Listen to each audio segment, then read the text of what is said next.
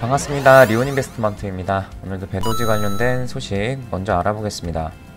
일단은 공식 트윗에서 나온 거는 한 가지가 있고, C월렛이라는 곳과 콜라보를 통해서 배도지로 이제 지갑 내에서 거래를 할 수 있다고 이렇게 소식을 전했습니다. C월렛의 트위터 팔로워 수를 보면은 13.6만 명 정도가 팔로우를 하고 있고, 그래도 어느 정도 규모는 있어 보입니다. 그래서 이렇게 어플을 통해서도 지갑을 이용을 할 수가 있고, 여기서 배도지로 각종 서비스를 이용할 수 있다, 이렇게 보시면 되겠습니다. 다음으로는 BSC 데일리인데 24년도에 바이낸스에 상장될 가능성이 있는 25개의 프로젝트들을 이렇게 꼽았습니다. 배도지가 밈코인에 여기 올라와 있는 모습을 보이고 있다. 그 다음에 BNB 체인에서 가장 홀더 수가 많은 코인들 중에 배도지가 1위를 차지하는 모습을 보이고 있습니다. 이게 개인적으로는 생각했을 때 이게 진짜로 홀더 수가 이렇게 많은 거냐라고 했을 때 약간의 조작이 있는 것 같다. 그러니까 한마디로 지갑에다가 계속 생성을 해가지고 토큰을 거기다가 하나씩 넣으면 그게 지갑 한 개가 한 명의 홀더가 되는 거니까, 그런 식으로 좀 조작을 해서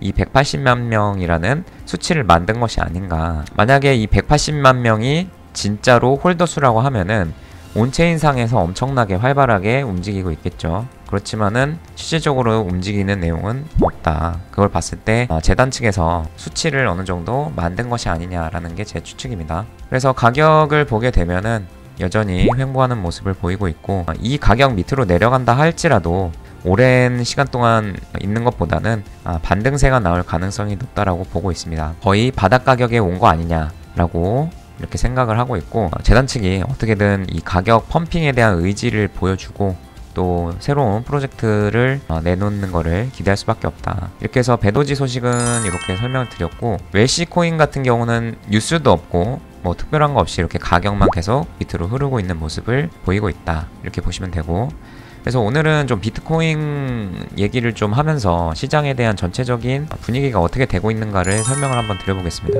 먼저 비트코인이 최근에 가격이 이제 조정을 보였는데, 그 가운데서 뉴스가 나왔던 게 현물 비트코인 ETF가 상장이 되면서 그레이스케일이라는 곳에서의 GBTC라는 상품이 매도가 되면서 가격 조정을 만들었다라는 얘기가 많이 나왔습니다. 그래서 그 GBTC를 매도하는 이유가, 여기 보면은 총 11개의 비트코인 현물 ETF가 상장이 되어 있습니다. 그래서 여기 운영 수수료를 보게 되면은 여기 1.5%라고 돼 있죠, GBTC. 그래서 굉장히 비싸게 거래가 되고 있기 때문에 이거를 보유한 투자자들이 매도를 하고 있다라는 거죠. 그래서 이 상품에 대해서 좀 더 구체적으로 설명을 드려보면은, 이 그레이스케일이라는 곳에서는 기존에 ETF 상품이 없었기 때문에 신탁이라는 상품으로 비트코인 상품을 만들었습니다. 그래서 이 신탁이라는 거는 일반 비트코인처럼 주식 상품처럼 사고 파는 개념이 아니라 한번 사면은 이 함부로 사거나 파는 게 어려웠던 거죠. 이 상품을 샀던 대부분의 고객층이 누구였냐면은 기관 투자자였습니다. 기관 투자자 같은 경우는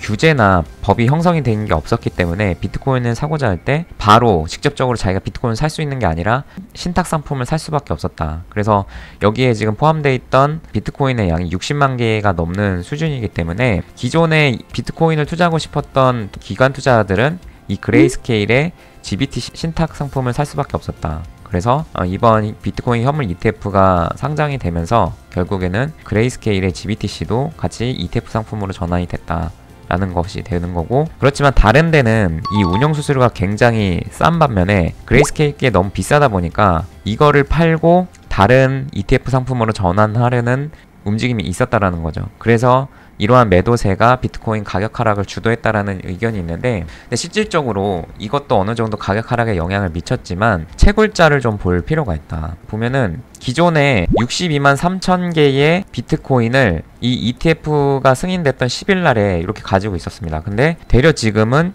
65만 9천 개로 훨씬 늘어난 모습을 보이고 있다. 그래서 어떻게 보면은 이게 비트코인 수량이 ETF 상품에 들어가 있는 비트코인 수량이 더 늘어났기 때문에 이거는 가격 하락의 직접적인 요인으로 보기는 좀 어렵다라는 것을 우리들이 알 수가 있다라는 거죠. 그럼 실질적으로 뭐가 매도 주체가 됐냐? 이제 채굴자들의 비트코인 보유량을 보게 되면은 여기 ETF 승인되고 나서 가격 펌핑이 발생이 된 다음에 이렇게 조정이 있었죠. 그럼 보면은 채굴자들의 비트코인 보유량이 줄어들고 있다. 그래서 또 얘네들이 그러면은 직접적으로 현금한 게 맞느냐를 따져봤을 때 이게 채굴자들이 거래소로 보낸 비트코인 수량이 얼마나 되는지를 나타낸 겁니다. 그래서 그 입금량을 보게 되니까 이렇게 ETF 승인이 있기 전부터 얘네들은 벌써 매도를 하고 있었음을 알 수가 있다라는 거죠. 봐야 될 거는, 그래서 앞으로 이제 비트코인 가격 어떻게 될 건데가 될 건데, 자, 이 코인베이스 프라임이라는 곳에 입금량을 나타낸 차트입니다. 근데 이 코인베이스 프라임은 뭐냐면은 미국의 대표적인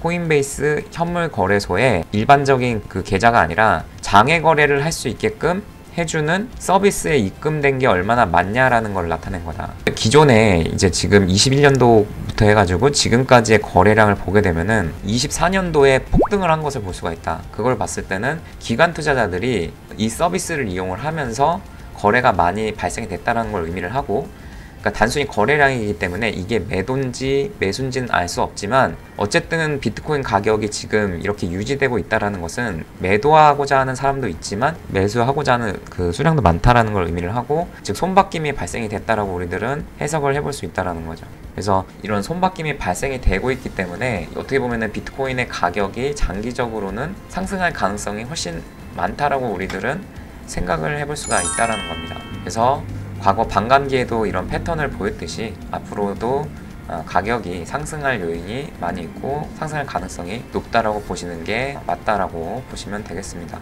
이렇게 해서 오늘 설명드렸고, 또 궁금하신 내용 댓글로 달아주시면 답변 드릴 수 있도록 하겠습니다. 감사합니다. 리온에서 무료 카톡방을 운영하고 있습니다. 종 시황, 뉴스, 이벤트 내용 알려드리고 있으니 많은 참여 바랍니다. 감사합니다.